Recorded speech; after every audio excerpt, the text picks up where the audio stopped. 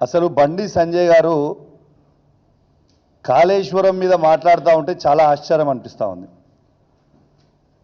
అసలు ఆయన అదృష్టం ఉండి ఫస్ట్ ఆఫ్ ఆల్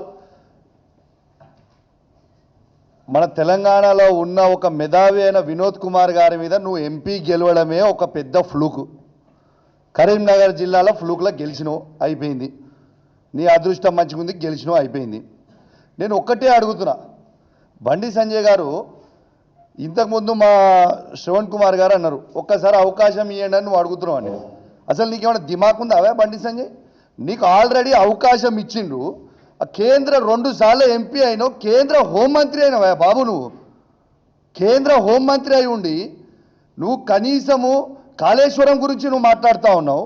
మా వినోద్ కుమార్ గారు కేసీఆర్ గారి నాయకత్వంలో హుజురాబాద్ నియోజకవర్గంలో కమలాపూర్ మండలంలో ఉప్పల్ బ్రిడ్జ్ రాష్ట్రం నుంచి కట్టే 45 కోట్ల రూపాయలతో కంప్లీట్ చేసి పెడితే 4 సంవత్సరాలు అవుతుంది వినోద్ కుమార్ గారు కంప్లీట్ చేసి.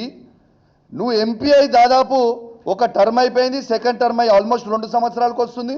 నువ్వు కేంద్ర హోంమంత్రి ఉండి ఆ మధ్యలో జాయిన్ చేయడానికి చేతగాని దద్దమ్మవి బండి సంజయ్.